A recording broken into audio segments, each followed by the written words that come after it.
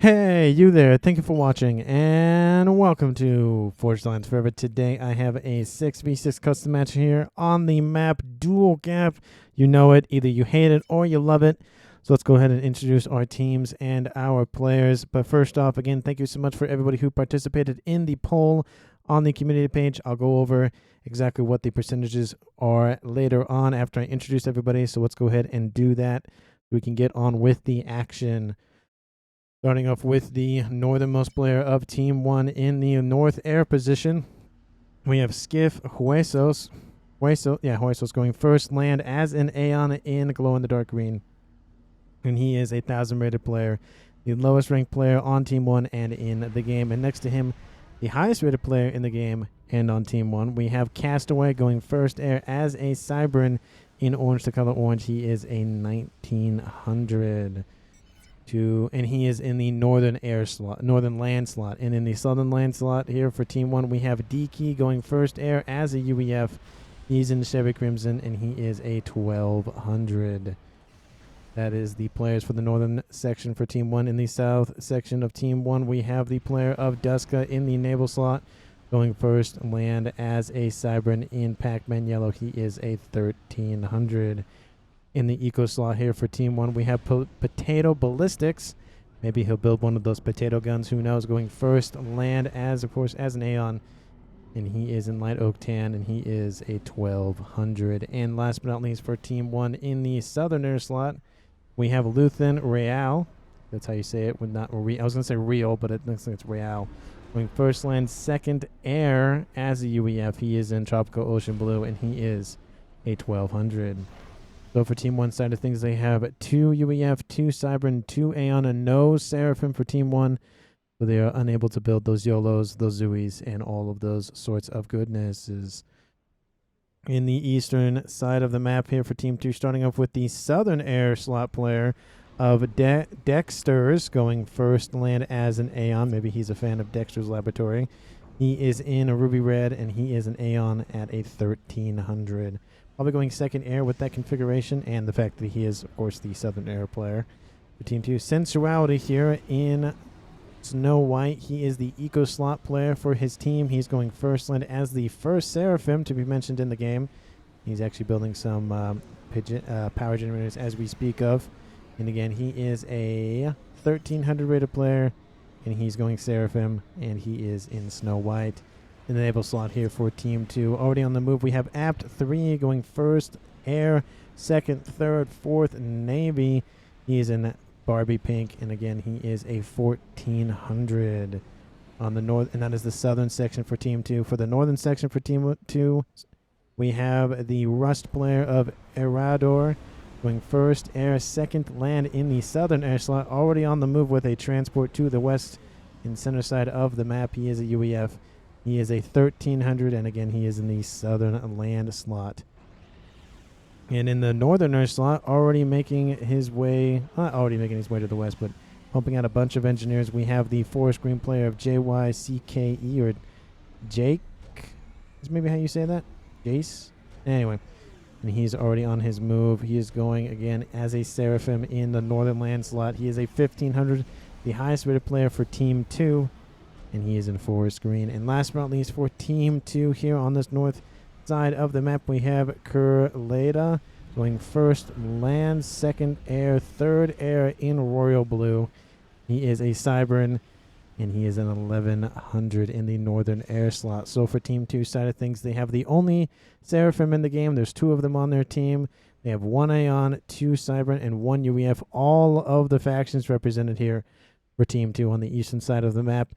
And I'm going to go ahead and list off who won. Obviously, you can tell based on the video that DUALGAP won. It won with 32% of the votes. There were 78 in total. And so there wasn't a huge majority. It was actually pretty split. The second place is actually tied between Phantom and Setons, both at 26%. Fourth place is Dealer's Choice, which is just a normal regular cast at 15%, and last is another game, whether that be the Star Wars, XCOM, or either of those things at 1%, essentially saying one person voted for it. And for that one person, I am releasing a Star Wars video on the channel next week, and there will most likely be an XCOM video out as well next week on top of that. But again, thank you so much for everyone for participating in the poll and for helping me reach 750 plus subscribers on the channel. Thank you so much.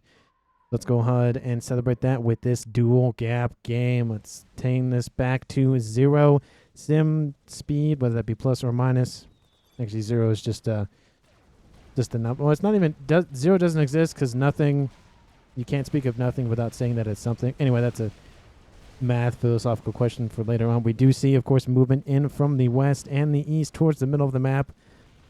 And in terms of reclaim, currently on the map left standing, we have 14,300. So probably, I think it's like, I know there's an exact number. I don't remember what the exact number is off the top of my head, but I think it's like 15,000 or something. Of course, lots of rocks for players to scoop up in the middle, and of course on the edges for the south, so the west and the east. There are, of course, some mass points in the middle. Lots of them to speak of. Of course, there's tri-mexes down here, quad mexes here. So this land, obviously, if you're not familiar with dual gap, is always fought over very hardly. Of course, you can see all of the mass, and that's really about it. Each player starts off with 8 mass points. Lots of abilities to just ramp up that eco very quickly. We do see one comm in the water here for App 3 going for reclaim orders and then going to establish himself with some mass extractors. I'll make that icon go away. We have, surprisingly, the player of Erador not moving forward, just content with building T1 P-gens. Usually he's on the front line to help assist his forces to move westward. Transport does get dropped here. There's an intercept that was able to take it out, but then will be killed for his efforts. Team 1's D key is pushing eastward. And we have, of course, in the rear, Castaway moving to the middle of the map. We also have Jace. I think it's Jace. I think it's just weird that it's, I want to say Jack or Jace. Something like that. Anyway, we do have an interesting thing in this dual gap version is that there is a cut in the middle. I know I haven't noticed it in a while. Maybe that's a new thing for dual gap. It's been a long time since I played dual gap, so maybe veterans of dual gap will know that's been there for a while. But again, it does allow for nice engagement. It's not just a around the mountain kind of thing. It does allow for a split down the middle. And of course, we're already approaching the 6-minute mark. We have a gun upgrade here for D key. We'll be interested to see if he keeps pushing eastward with that. He probably will. Maybe we'll see a kind of grouping up here against Jace here in the northern land section. There's a lot of production already on the field here for both teams. It is starting to favor Team 1 in that regard. But of course, Team 2 could be focused on a little bit more ecoing, getting their mass incomes very high, or at least higher than their opponents for all that matters. And in terms of the west, we have T2 land already on the field here for Potato Ballistics. Similar build orders here for Sensuality, going for T2 as well. T2 almost on the way here for the air player of Dexter's, and we'll probably see T3 here probably at about 11 minutes given the rate at which everybody is upgrading. Interestingly, we have 3 facilities for Navy for App 3 and only 1 here for Dushka. Maybe he'll go for T2. Looks like he'll build some subs and then go for that. He has actually stopped production right now and probably fixing his eco up to kind of illustrate how long it's been since I played dual gap. I remember this eco position actually being here and the Navy position being like right here. So, they kind of broadened it out a little bit so you definitely know, because sometimes eco would be confused for Navy and you'd have like, no, I want to go Navy or I want to go eco, and players would get annoyed at one another. But Jace here running from the front lines, his units retreating with him. We also see a combined push here from Team 1 to push out Jace on the northern section of the map and then come straight down to take out Erador. I think that has some might have something to do with the fact that he wasn't on the front lines as much. Usually players heavily fight over these mexes in the middle, but it does look like neither team really doing that. Looks like there's some effort now from Team 1, but really kind of, it's kind of ignored for the most part. But now we see this, very frontline production base is being destroyed as we speak. We have artillery trying to hold off these units from these dams, and Zooey trying to be built up, but it's not enough. Team 1 with the Calm of Castaway going to push forward, deal the not a severe blow to Team 2. At least in terms of land, you don't want enemy units coming in on this northern section, especially now that they have a cut through the middle, which is usually where they build an SMD. So Team 2 really, at least on the northern side, really wants to prevent Team 1 for at least getting all the way up there. But Jace has been evicted from his position. It does look like they're going to wait and take out those land facilities first and then move south, or not. It does look like we have DK pushing southward. Doesn't have a lot of forces here, so he's severely outnumbered. There are some PD being built for defense, so Iridor doing his best to hold it the best he can. Team 3 says Jace. Oh, I think it's Jace asking for T3, I think, to build some hives. I think that's what he was getting at. For those Cybern build power engineering stations. Those things are very good. Of course, they don't move like the Robodrones do, but at least they just provide a lot of just... it's really good build power, just straight up. There's really nothing more. I mean, everybody knows what hives are for the most part, so they are just very, very good. Which is why they are given to players in Phantom, just because they're that good. Every player gets them no matter what. Or everybody would just pick Phantom. Everyone would just pick Cybern and be done with it. We're getting close to the 10-minute stage in this game. We should have T3 closely on hand. Looks like just some engineers here now for the southern player of Dexter's. T3 has been achieved by Kur Leda. So Team 2 has access to T3 air technology. Closely behind is Skiff Huesos at like 83%. But Team 1 does have T3 air as well, so both teams have access to T3 air technology. So they're not going to be out of it for the time being. And then their other players will have to get up their upgrades here pretty soon. Large forces building up outside of the range, or at least mostly outside of the range of these triads. The Calm of Iridor has already retreated, not opting to defend this base, which gives Team 1 a huge advantage, giving them access, of course, to the middle mass in the middle. Kind of redundant. And then the mass that should belong to Team 2 under Team 1. And as you can see, in terms of mass per second, Team 1 barely eking out. I think it's somewhat reclaim related for Team 2.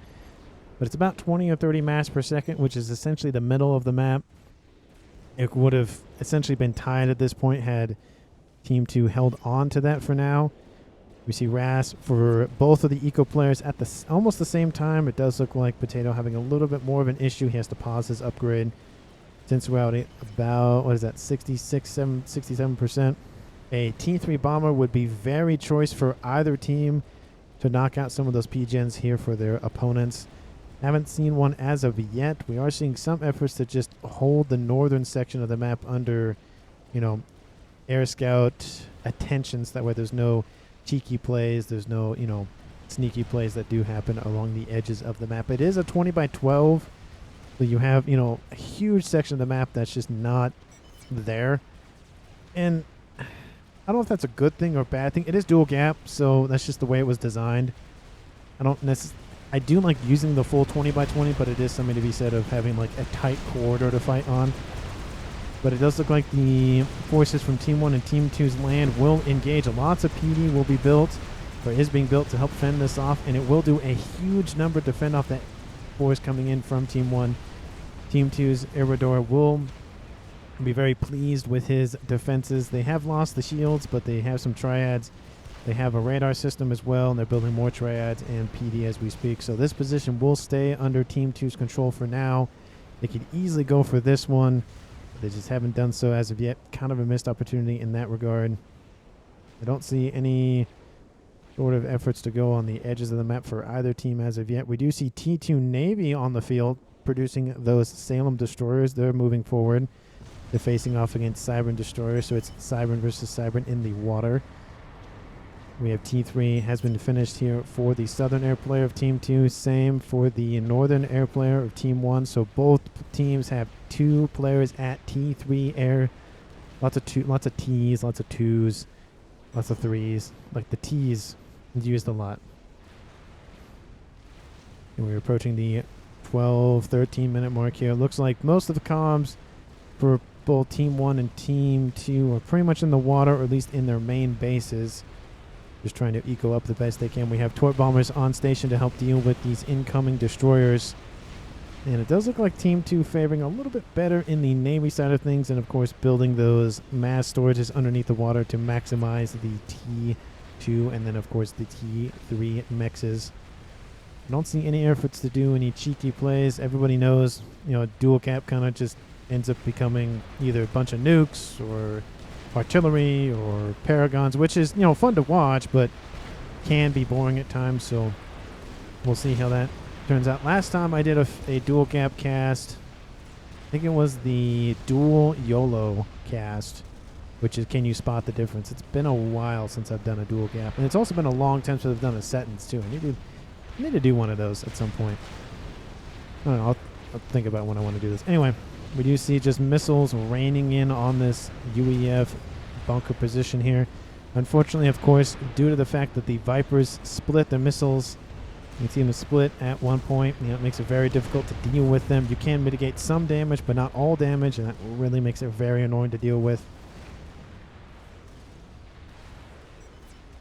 I'm not seeing any other, you know, plays. Essentially, Kura Leda has just, you know, hanging out, just trying to eco over the best he can, and then we have Jace not really going into trying to fight back in land. Has actually given up.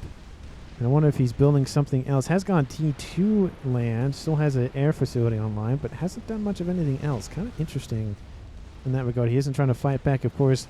Navy still going AP3's way here in the south, or actually in the only pond, just in the southern section of the map. But this position for Team 2's Iridor has been overrun by missile fire and a bunch of Team 1 spam with those Medusa. It looks like he'll have to retreat and form a secondary defensive, actually tertiary or third line of defense. You left me 2v1, so I needed to go watch replaces Iridor. Some assault between our land players here on the eastern side of things for Team 2. Hopefully that doesn't contribute to some lack of cohesion between the teams, but you know, time will tell. Does look like southern land player of D-Key will be pumping out T2 cruisers, not cruisers, so those are Valiants, right? No, those are Valiants. Valiants and Coopers. And it looks like he's transferring control over to Duska, which is a very good move. Does give Duska more forces on the front line quicker. And it's not two players trying to coordinate Navy. It's only one player, so it, you know, lessens the amount of APM loss dealing with those microing of units. Trying to see if there's any cheeky plays as of right now. I don't see anything. He's got lots of hives here for Potato Ballistics. He has access to UEF, Cybern, and Aeon technology, so he's really getting a nice breadth of things he can use, whether they be different artillery, obviously hives, maybe he'll go kennels as well for more, you know, build power. I do love the sharing of technology. I think we see it over here to the east. There's some hives here for sensuality as well. He's using his Seraphim shields. And he's also using some mass FAF to scale up his eco quite quickly. You can see he's at 281 mass per second already here at 16 minutes. He's really scaling it. Same here with Potato Ballistics. But Castaway, even though he's in the land slot, because he has so much, you know, T2 mexes on the field, and really scaling his eco up quite nicely. We have some Titans running around the map trying to just distract Team 1's further aggression eastward, which he's doing a great job. You know, he's not keeping it for himself. He's not claiming territory, but he's preventing the control of Team 1. So, you know, if you can't have it, then you deny it, essentially. But you got to keep those Titans moving, because those missiles, they hurt. And as you can see here, lots of hit points were lost in that just couple of seconds of not really moving them. Does look like Team 1's and Naval players are fighting back a little bit, trying to get back in this game. And we do see, of course, T2 Mechs is starting to appear on the Naval side of things here for Duska. No one has died at 17 minutes. No, Dual Cap's one of those weird games where either everyone dies at the very end, or you have like one player die in the beginning and then everybody else dies in the end. Usually, I mean, and it's usually one of the land players. They either overextend or they get sniped or whatever the case may be. But maybe this will be a game where essentially everybody dies roughly at the same time because they're like, okay, game over. I'm not going to sit here and wait, 10, 15 minutes for the rest of the game to go over. But it does look like both teams not really being very aggressive with their air, just deciding to do patrol routes to prevent any incoming either air scouts, spy planes, whatever the case may be. No one being super aggressive in air, which is, always a disappointment. I love to see those strap bomber rushes or, snipes or whatever the case may be. Definitely disappointing not to see those, but, you can't have everything in FAF. It's very hard to find that, like, very unique game of everything happens in one game. So it's just one of those things. And, of course, I'm a PSA right now. I mentioned it in last video, but today, when the video will release, later on at, like, 4 p.m. Mountain Standard Time or something, we'll release the first cast of my Road to 1,000 attempts or journey or whatever we're going to call it, to go from whatever my rank is currently to 1,000. So that tells you where, I'm really low on the ranking. It's been forever since I've played, ladder or custom games for that matter. I've just been busy with work and doing the YouTube channel and all of that. So thank you for those pushing me to, improve my own skills. It's one thing to say that, I can cast a game or, whatnot, but it is something to be said that those who cast also play. So, and some people have it better one way or the other. So I'm going to try and just be patient with me as you just see me fail. It's going to be the eco side of things. I know it already. That's what I struggled with when I did play, was just working on, like, how do I scale my eco and fight and do all this stuff. So that's going to be really a hard thing for me. But again, I'll be playing players of my ranking, so hopefully that kind of balances me out a little bit. I think it's a 4v4 ladder match is what I'm starting with. So hopefully you guys enjoy that. And again, eco is starting to get crazy here. 1.5, 1.6 here for essentially both teams. Team 1 favoring that just slightly with the 1.6. But of course it does go back and forth. I don't see any sort of, game ender plays yet. It is dual gap, so instead of the traditional, you got to think about it 30 minutes. Got to think about it 20, 25 minutes at the latest. You got to have some sort of plan. We'll have to see how that goes on. More naval fight here in the middle between our two teams. Is naval players. Again, I see a couple of pseudo naval units in the form of these riptides here from DK, so using the land to assist in the Navy. Always a good idea here. Just trying to be either just cannon fodder, take some shots away from the cruisers, destroyers, whatnot. Frigates starting to just lose the fight. We are seeing some sort of effort here from App to just build some facilities. Maybe he'll go T2 torp bombers and help assist in that regard. There are some coming in from Cure, so helping out the naval player. Love to see that cooperation. We have, of course, torpedoes. Very annoying against naval units, especially in large numbers. Those destroyers do have torp defense, so they're able to distract some torpedoes. Not all of them, but some of them. But the Valiant class does go down in that regard. Need some more cruisers on that front line here for the player of Dushka. Need some more of those, and I think he's pumping out more as we speak. You heard me from the ether. There is, looks like there was some sort of land push here from Erador, but didn't really get very far. Unfortunately, you can see all the... It looks like that was a Percy there. Interesting. I mean, he is pumping out land units, but he might stop for now.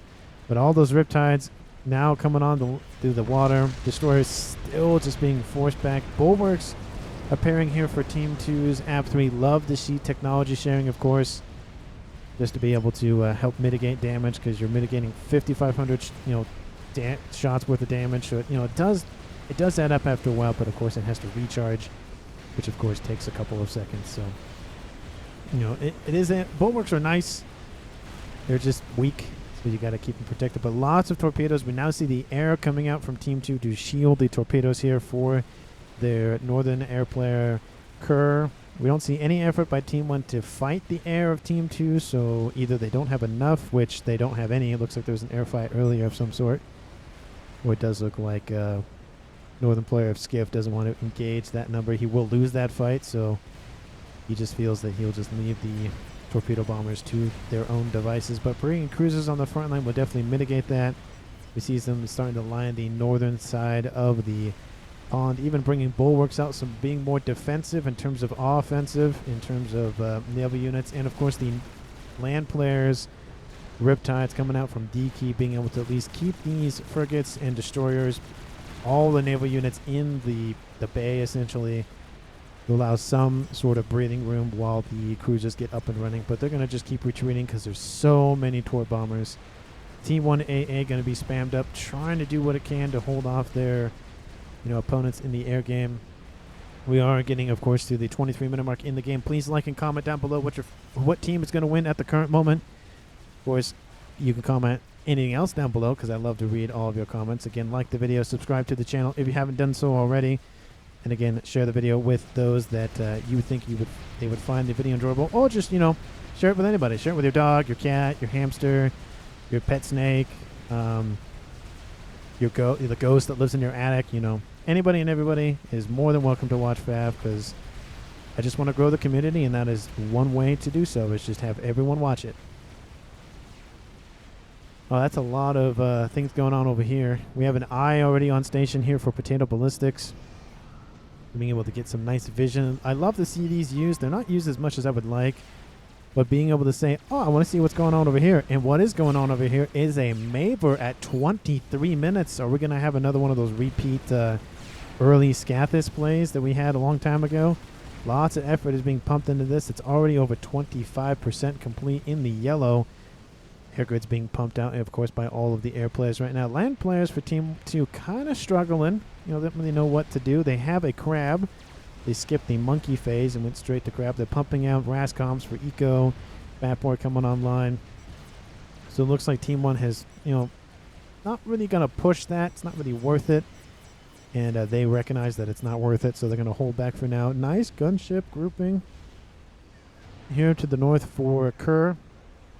I think he's more of the versatile air player, so pumping out torp bombers, pumping out gunships. I mean, he's still pumping out ASFs, but he's not going to be just the main ASF production player. And you kind of have that. Usually you only have one of those players. When you have two air players, you have like one kind of an offensive, like ground-based or water-based weaponry air force, and you'll have one that's just strictly ASF, that sort of thing. It just depends. I like the versatility, but then you lose out on the ASF numbers, so it's more of a play-by-ear kind of strategy versus a you have to do this every time. Of course, the destroyers are starting to be outnumbered. The cruisers brought forth were able to mitigate all of those torp bombers eventually, and of course the cruisers have the ability, at least the Cybern ones, to be able to fire on ground targets or naval targets. Their accuracy is something to be desired, but of course shooting at stuff is better than not shooting at stuff. We see some dam sites or AA emplacements here on this upper plateau. We even see an artillery emplacement. Love to see this position used to just try to throw rounds down range, or plasma in this case. The Mavor is over halfway, so it's more than 50% complete. Team 1 knows about it. What is their plan for it? Well, they're going to build their own Mavor they just started, so they need more shields. You need more shields. I'm never going to stop saying that. Those who are, of course, veterans of the channel know that that is two things: intel and shields. Never have enough of either. Well, I mean, there is a point where you know everything, to be fair, but you can't have enough intel, and you can never, ever have enough of shields. I mean, 3-4 shields is fine for now, but I would like to see 8, 12, 200 just to defend that thing. We see a donut almost going to be started here for Dexter's here. Going to try to use that air advantage, but there is an entanglement over the top of the land forces here. A bug was built, I think, by Team Seraphim. Not, sorry, Cybern. But maybe here by Kerr. That was defeated in the air. Team 1 and Team 2, I mean, they haven't had air dominance. Team 2 has had air control, but hasn't completely knocked out one team or the other. That's a Megalith is going to try to solidify or try to claim that bug wreck, but a lot of T1 Medusa that are just annoying. That's just going to run around the map. The lightning tanks can target ground units, which is kind of a nice feature of the lightning tanks, just to be able to do some damage. But that was kind of interesting. Yeah, it must have come from Kerr, because I don't see any. There's no Cybern players. Yeah, it's only UEF, so UF and Aeon. So I do see those Rascoms here for Team 2's Jace moving into the water to scoop all that reclaim up, essentially stealing it from his teammate of App3, but also he's also building some harms to at least fend the bay here. Love that positioning of those torp launches. They are very annoying to deal with. Cybern only. And of course, this doesn't help when you have a battleship kind of stuck in next to a naval facility. It's like I want out. Oh, he's gonna make it out. Where's he going? He's gonna go on the beach. He's gonna beach himself. That would be very interesting. Always sucks to see that, and that's where you got to build them just a little bit further apart to deal with that pathfinding issue. The game is not perfect. It is an older game, but it is still alive after 15 years. No, over 10 years. I think it's 15. Anyway, lots of units down here in the pond here for Dushka. Mostly Cybern, but of course there are some, should be some UEF coming in once in a while. You see a governor or two. Governors lining the coastline down south. And we even have invasion of some bricks here from Team 1's land player of Castaway, trying to do what he can to just annoy Team 2. That Mavor is almost done. It is at 28 minutes, and let's see it finish, and 18 seconds. There it goes. Nice shot there, rising in the morning. Look at that thing. Just pumping out that damage. Love to see it. My 100 plus sub video was on DUALGAP, and the Mavor was a key figure in that screenshot or that thumbnail. So it's love to see that Mavor appearing once again. And I just love Mavors. I don't know what it is. I just love to see them. But in terms of Team 1, how is their Mavor shaken up? Well, theirs is in the yellow, almost in the green. Let's go ahead and actually split. Let's use the split screen for once. Let's kind of just have this focus on this, because I would assume Team 2 would focus on that, and I think that's what's happening. That looks like in terms of the location. No, I don't think so. I think it's going northward. It's going after, it looks like the air grid up north here against Skiff. I mean, Team 2 knows about it. I know they do. At least I would assume they do at this point. Yeah, they know about it, so I would think. But Dushka gets defeated by... Oh, he targeted the naval player. Oh, no. The first casualty of the game is killed by a Mavor when he was the naval player, and all of that navy is gone. It opens a huge door for Team 2. Such a great move here by Sensuality here at almost 30 minutes in this game. That has got to hurt. Yeah, looking straight up. He must have knew where he was. He must have been like no, he was right here, so he's definitely underwater. But the AoE damage from that artillery was just devastating. And of course, it is a share until death game, so everything that was built by Dushka is destroyed. I don't know. I feel like partial share would probably be better just to keep the eco situation. But I understand. I don't know. There's arguments to be said by both, like no share, full share, partial share.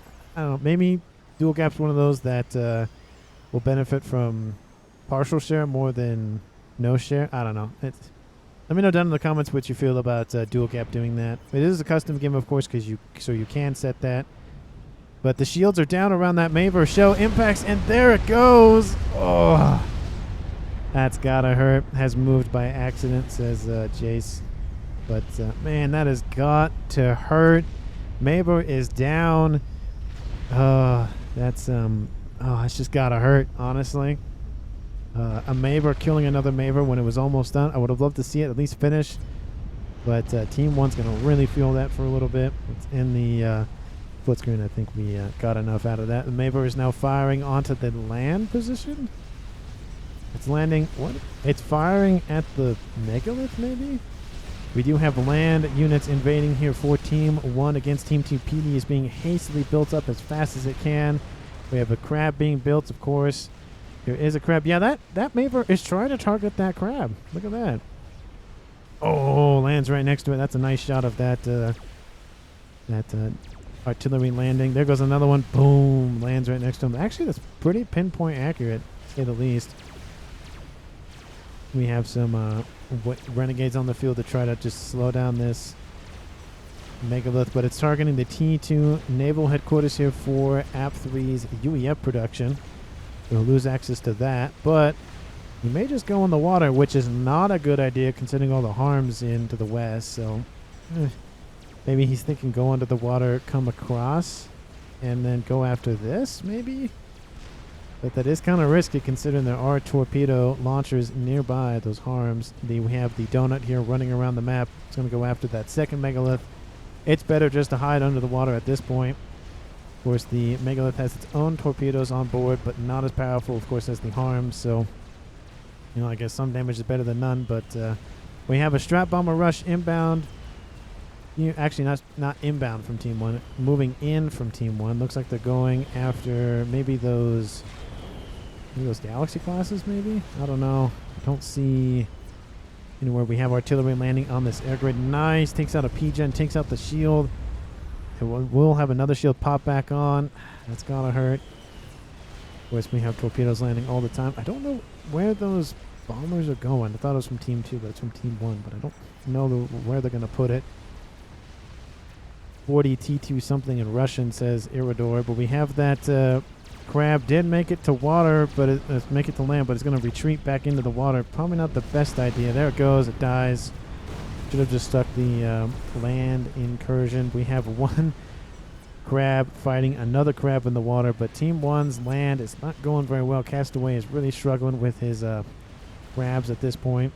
Lots of whalers here hovering above the water, running around. That thing is dying real quick. Not really getting a lot of work out of that, unfortunately, here. But still, land incursion going to start occurring. I think I see some SAM creep here from Team 1's Castaway as well, trying to mitigate that advantage. We have bombers that have been caught unawares by the ASF, by Team 2's Dexters, and those bombers are not going to go very well. They're going to run into Team 2's other air players of Kerr, and not going to feel good. They're going to retreat, which that's not. Well, they're all gone now. Never mind. Team 2 will have air control after this. Even if they don't, it's, you know, I mean, not, they'll have probably air dominance after this, but not, even if they don't, they'll have air control. That is most likely air dominance here. That has got to hurt Team 1. They've lost their Mavor and they've lost air. It's not looking good. We have a teleporter online for Castaway, or it's coming online. Team 1 is struggling here. They had a nice, push in the north from land, and they're struggling. They lost their naval player, which hasn't done a huge number to Team 1's front line. Because we have, of course, the other semi-naval player of D-Key. But, of course, AP3 is assassinated by Skiff. Where was that from? I don't see artillery, so it's not that. How did he die? He's down here, so it wasn't a teleport situation. Was it? I see. Some solaces were built up and ran across.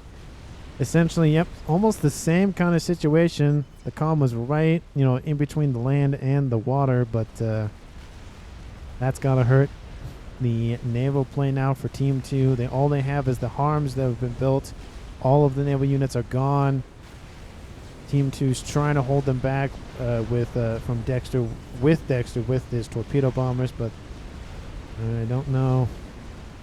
It looks like they're trying to target those harms. Of course, harms can't be targeted due to the fact that they sit not super far away from the surface of the water, but they sit kind of close to it. Usually, it's T3 battleships that are usually the ones that are used to target those harms. So I'd like to see those built. I think there is a summit on its way, so perfect. Laser now being constructed here for Castaway. He's building it while he has the eco.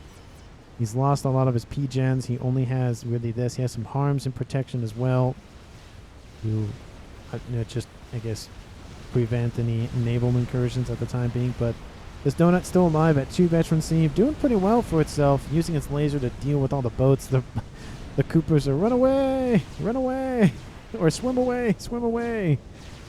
I guess they're trying to pull the Tsar closer and closer, but that Mavor is just pummeling Team 1.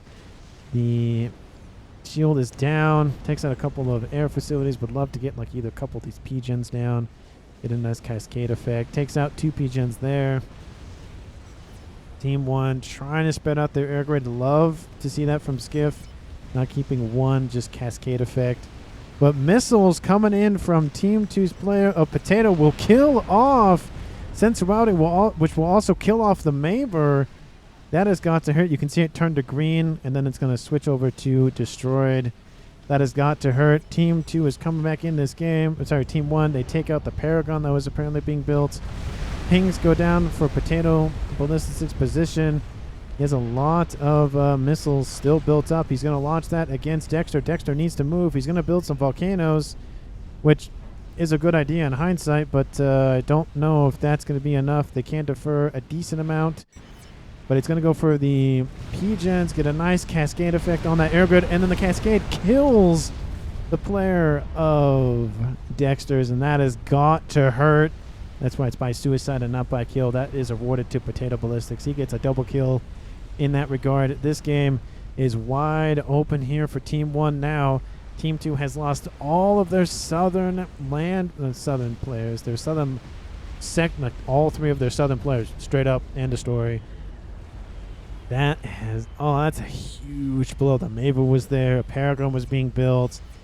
And just take a look at the ecos now. Team 1 at 2.8 thousand versus 1.6 thousand, almost a little over 1,000 mass more per second. And now it looks like it's just going to be a swipe across the map to the east. We have the pseudo naval player of Jace trying to fight back with his Rascoms running around the map. That is a lot of mass. We see an Atlantis online. That's nice to see those.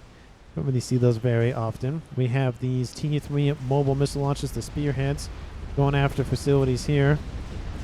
Artillery going to launch at them. Those are going to die. I think we had a Skiff trying to heal that, but didn't work. I quit, guy, says Iridor. Well, don't... game's not over yet. And everyone knows that, just due to the timestamp. The game lasts, a little over an hour. We do have a Scathis that has been built here by Jace. That was built very quickly. That is very, very important for Team 2. They lost, of course, their T4 artillery with the Mavor, with its, gun semi-extended at a very weird angle. That's a lot. That's a lot of mass. Let's just take a look at the mass, just very quickly. 615,000 reclaim, 135,000, of course, being the Mavor, and everything else. 121 to be exact. That's a lot of mass to scoop up. Another Scath is being built. Team 1's got to find a solution for that. I don't think missile launchers are going to work this time. There's some TMD built in. They have been heavily patrolling the northern side, so that would be where Potato would potentially teleport into.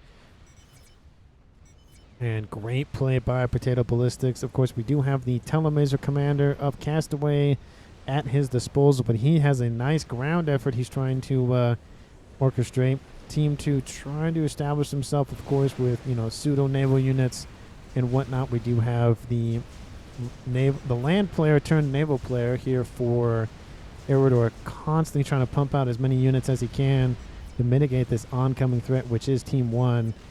As we see a bunch of these harms that cannot be targeted by Neptunes because they need AoE, and direct fire weapons don't do that. They have to, they literally have to hit see and hit the target with a clear line of sight. Veska saying something in Russian, talking about, I don't know, maybe talking about pumping out more summits, maybe? I don't know. That's what I see, but that's probably not what it is. Scath is constantly raining down here against Team 1. They can just not take a break. They had the Mavor, just rip them to shreds a little bit. Now we have a Scathis ripping them to shreds. We have a Nuke built here for potato ballistics. Good to see that kind of weaponry here on the field. But Team 2, even though they've lost half of their players, it's a 5v3 in favor of Team 1. I don't know if Team 1 has it. I mean, yeah, they're fighting with a lot of land, but it's a lot of T1. There's a lot of artilleries here on the eastern side here for Team 2. We have this choke point here with PD. It's kind of hard to hit because of the hills and whatnot, because it's not as flat land. We have whalers brought forth. They have air control for now. Well, yeah, they have air control for now. It's mostly tied, but the ASF for Team 1 are not engaging. Of course, we have some Titans running around the map, some spearheads. The land player for Team 1 is mainly focused on producing Navy at the moment, so he has to deal with that. And the air player is now turned defensive air player, essentially, and essentially saying, I'm going to hold the ground for the Scathis, whatever the plural is for Scathis, and you just build more. So the second one is being built as we speak. I mentioned earlier, kill mid with Scathis, says Iridor, and I kind of... you could target this position. There's nice air grid, not under shield coverage. There's crabs being built as fast as they can. ASF from Team 1 will engage, but Team 2 has the larger number of them. You need a bunch of T3 to really make this work. And it's just T1. We do see T3 SAMs, but you need like triple or quadruple that amount to really make it a big deal. Vapor coming online with support. Titans, of course. Would love to see the back of that Fat Boy pump out some Perseus or Titans or even just pillars. Something to just help produce more and more land for his team. I see artillery landing in from Team 2. Castaway uses his Telemacer Commander to take out the Scathis, and second one being built. Take out... Oh, it doesn't take out Jace. He was close, but he couldn't seal the deal. His Telemacer wouldn't lock on to him as he was moving around. But Team 1 loses another player, but Team 2 does lose the Scathis, so, it's kind of a, silver lining kind of thing. There goes all of that land up in the smoke. That air grid that I was talking about earlier, all the SAM sites. That has just got to hurt. Team 1 needs to fight back. Why no anti-tele? Come on, says Iridor.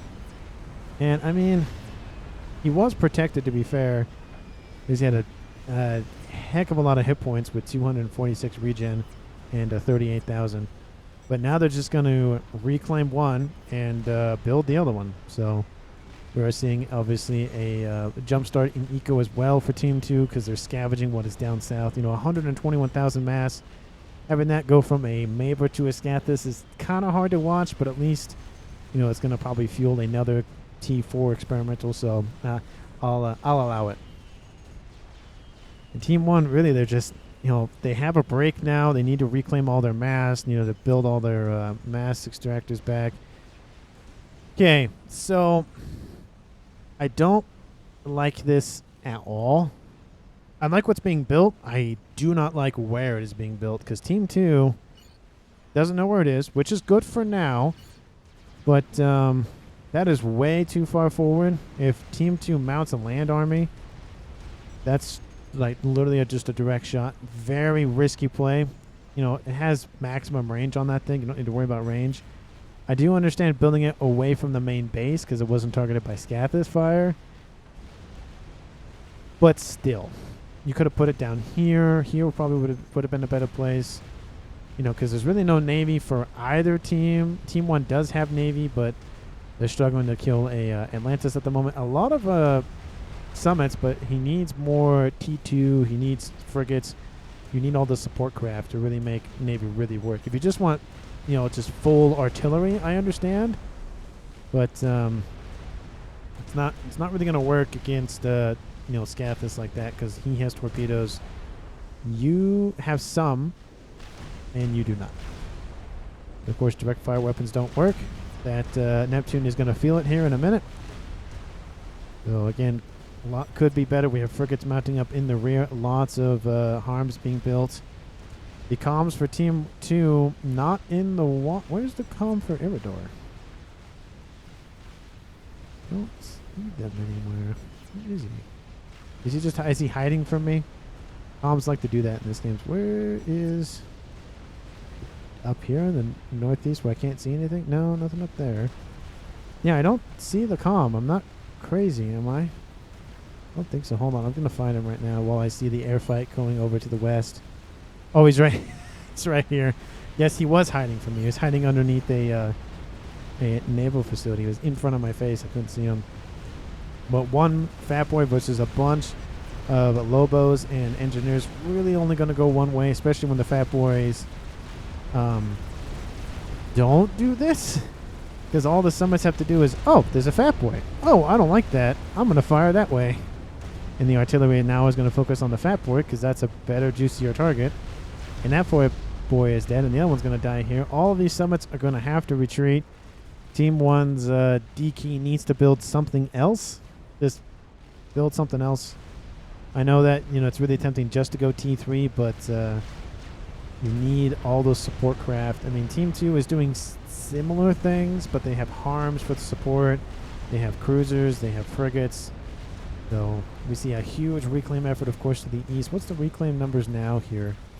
500,000 reclaim and skyrocketing here for Team 2. Team 1 at 300,000. Almost 1 million mass has been reclaimed in 45 minutes. Team 2 at, I saw 4.2, but that's reclaim. They've now jumped Team 1 in terms of mass per second. Nuke has been launched.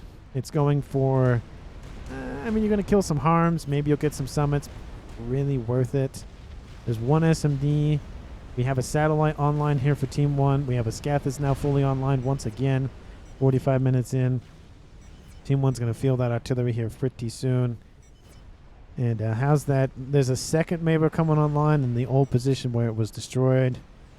Feel like you should be sharing resources at this point. This one is halfway done, or half dead or half alive. Take your pick. Nuke is going to come across the map. 45, 46 minutes. First nuke of the game. Kind of slow, but it does take out 3 summits and a couple of harms, so maybe it was worth it. Did kill 51,000 mass, so you know that's pretty worth it. Shields are starting to fail. Needs more shielding. Need one everywhere. A couple of them are fine, but Scathis are very much designed for widespread damage versus Mavors are like a scalpel. So one's a blunt object, one's a very sharp object. So for Mavors, you need a lot of shields in one location, and Scathis, you need a lot of shields everywhere. Or spread out. So you can see because they're so far spread out. That is the downside here. Half of that air grid is down here for Team 1 now. They have another of these Novaxes online. They need like 4 or 5 more really to make it a difference over there. We had another missile launch at the last second here by Team 2. I think they were destroyed, but a lot of Team D was built. It didn't really matter. What he could have done is he actually could have went after the mass of this this Mavor here and just, you know, reduce that to shreds. And if you can't take it, might as well get rid of it. So another Scathis being built here by Team 2. That'll be the almost 4th Scathis. The second one that was almost built was destroyed. And this is just kind of just one Scathis firing across the map with a couple of Novaxes running around. We have multiple Mavors under construction, and at this point, you know, 5,100 hit points and 1,800. You're looking about almost 7,000 hit points. So had they combined, he'd be in the green by now and almost done. We have a bunch of Team 1 facilities being pumped out just to mitigate that, and they're going to notice it. Yep, they do. They notice the new Mavor being built. They don't like that. And so shields are being built as we speak. That's not enough shielding, of course, as I mentioned earlier. Scathis fire going to rain in. They are UEF, so it's not bad, but they're not all T3 as well. A lot of them are T2. And now the T2s are online or offline. Another shield built here. I'm going to stave off some of that incoming fire, but some of the pigeons are exposed. And T3 are coming online as we speak. More build power needs to be devoted to this. Of course, we have D-Key trying to do both Navy and artillery, which, you know, he can try to do both, but and Lance trying to do Navy, land, and artillery. Needs to probably give up on one of these, probably land. At least get rid of a lot of the just spam. You don't. Team 2 isn't really focused on going for taking out the spam. though. But some of the shields are starting to hold, though. But just needs more and more of them, of course. And they have to divert attention from the Mavor to the shields. So it decreases the speed at which it's going to build. Now we have Scathis Fire raining on this position down south. The shields are down around this Mavor. This one's now at 2,000. And I think it's going to feel some pain here in about a couple of seconds. Here it comes. Going after those Novaxes. Takes out all of those mass fabs. The Nuke is still online. The Novax is still online. That Scathis is just raining down fire from the heavens. Unfortunately, these Novax are not powerful in of it. Just one of them just to take out those shields because they are Seraphim. 21,000 hit points on those shields. Very chunky. Versus, of course, the 17,000 from the UEF T3 shields. And that Mavor is probably not going to last that long. Aeon shields are the worst. It does have 1,800 hit points, but it's just the range isn't super great. So 150 hit points a second versus, what are these ones? 131. So it's not great at regen. If you're going straight hit points, of course the Aeon is better, but Aeon's not really the choice. Seraphim are the best combination of range, because like look at the range. That thing is huge. And the UEF I think is slightly smaller. So that's why it's the second. So it's I feel like the community's like I mean there are some arguments for both, but I feel like in terms of range, in terms of coverage, yeah, Seraphim, UEF, Cybern, and then of course Aeon. Cyberns are just annoying because you have to upgrade them, like for every stage, especially when you start from T2. It's very annoying. But the benefit of upgrading them is once you go from let's say 1 to 2, it has a full energy charge. It doesn't have to regen or doesn't have to catch up to where it could be. Another Nuke landing, taking out some more naval units here for Team 2. And of course, kaboom!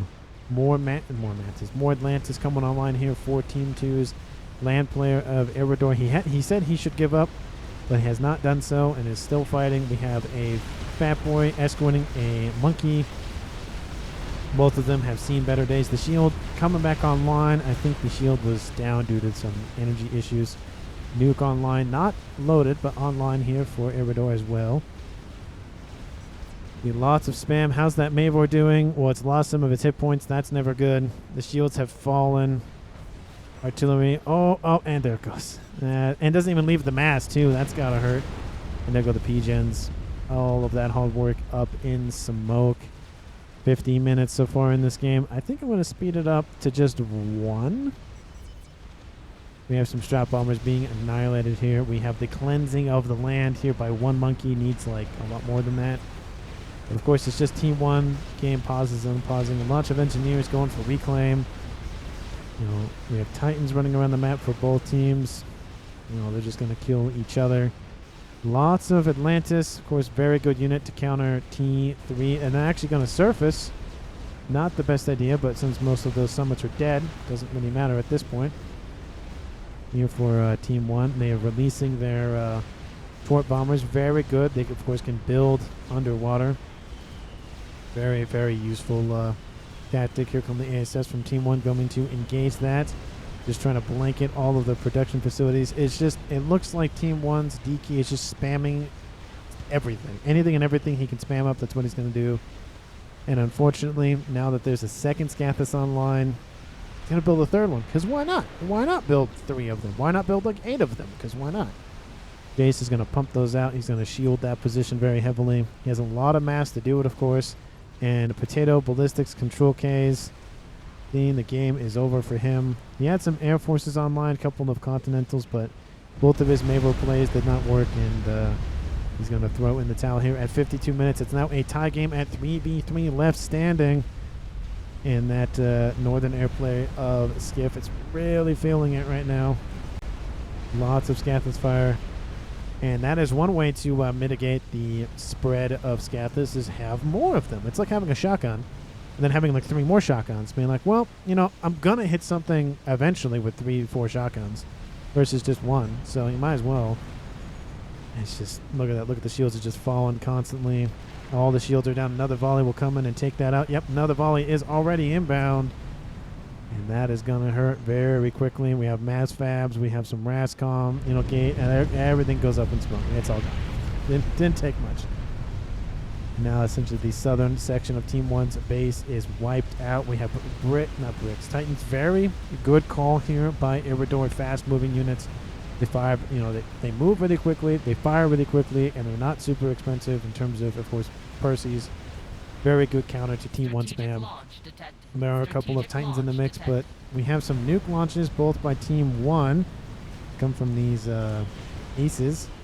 They're going for the Navy, which is could have made that a little bit over here to go after those Atlantises, but anyway, there goes a lot of frigates. Essentially, that's all it killed was frigates, and there it goes over here, going to take out a summit and a bulwark. I have 7 SMDs, says Jace. Yeah, that's fair. 2 and 5, almost 6. Can you give me some masses, DQ me out?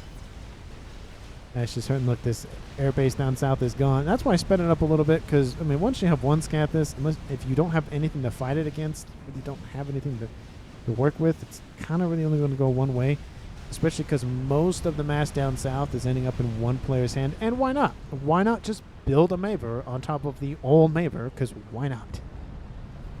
We're already halfway completed, though.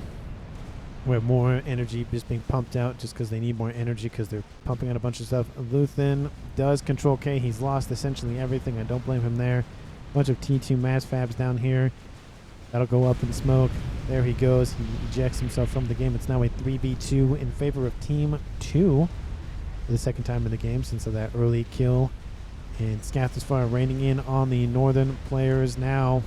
They're building a Mavor again. It's not going to work. You probably should have went for T3 already at this point, because T4 is going to take too long. And T3, if you have enough, probably would break through. There's a lot of hives, so maybe. But spamming out SMDs, trying to cover every sort of avenue. Very smart move by Jace. He gave up land and decided to go straight for something else. Went for Scathis.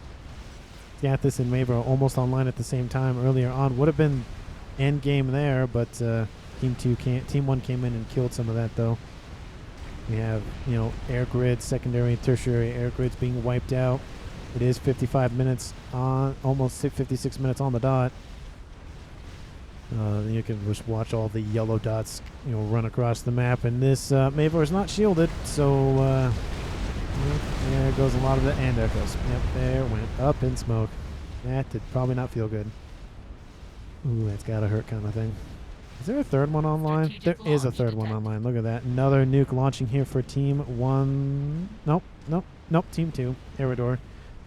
That nuke is probably going to land. Oh, yeah, it's going to land at this position. Oh, that's just mean. There's nothing down here except some mass extractors. That's gotta hurt.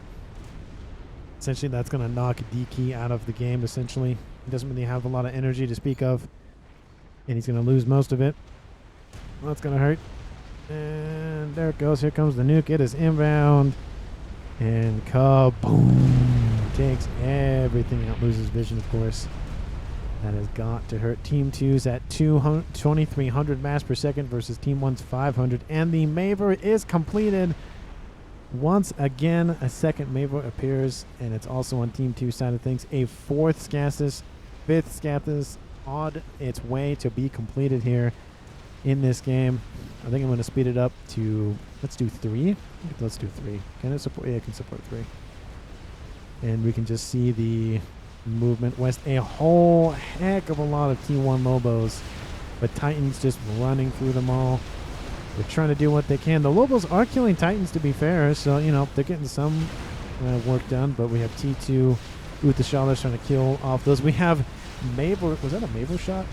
No, don't tell me the Mavors are target. They, no, I see. Oh, where'd it go? Oh, it's over here. No, where'd it go? Oh yeah, it's going over here for the production facilities. I'm like, I saw it somewhere. Gathis fire constantly raining in. Team 1 has lost essentially everything except the T3 air headquarters. A bunch of facilities on the northern side. How those Gathis being built? Well, this one is in the green. This one's in the red. So that's going to be number 4 coming online. Spamming more Team 1 lags game.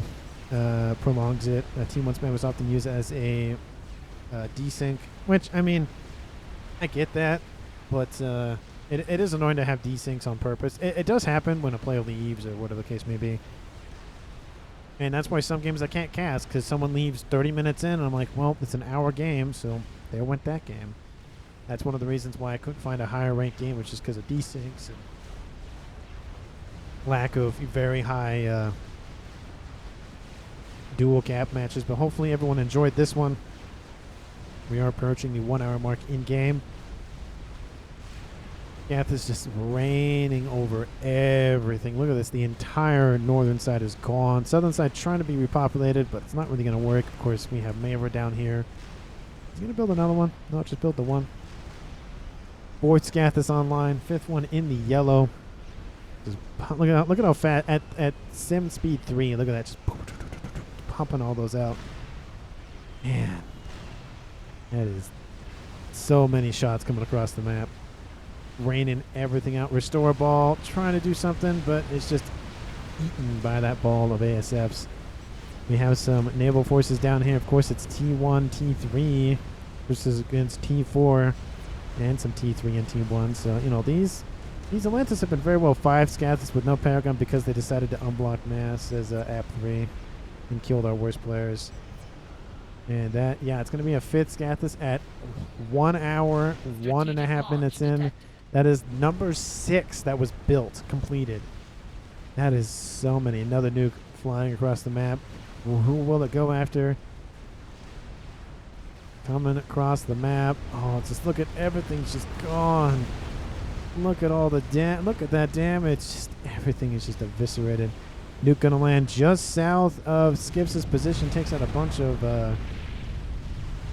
torp launchers, but does not die. Did get a little singe. His legs hairs were affected in that way. Lost all his hair on the back of his head. We have a bunch of torp bombers on their way. I'm going to slow it down just to watch because it's always fun to watch these come in and just blanket the sky. Here they come, targeting everything in the water, and then they'll probably hit the comm here pretty soon. All those torp launchers are gone, and there they go. They are inbound for that. Oh, no? Oh. Oh, there they go. No? They should be going after that. Weird. They don't see the comm? No, they don't see the comm. Look at that. But they do see the comm of D Key. He's going to pop on the land just briefly. He's built some T1, but the comm of Skip does control K. He lost everything. He is out of this match. It was just his comm. And it's just a 3v1 scenario here. D Key. He's going to build some T1. The torpedoes trying to get him on the land. Just cannot. He needs like a back up a couple more feet. A couple more meters, and he's in the water. Trying to just spam out T1. AA. It's not going to do a whole lot, unfortunately. Team 2 needs some strat bombers is what they need. Or just Scathis fire. That also worked.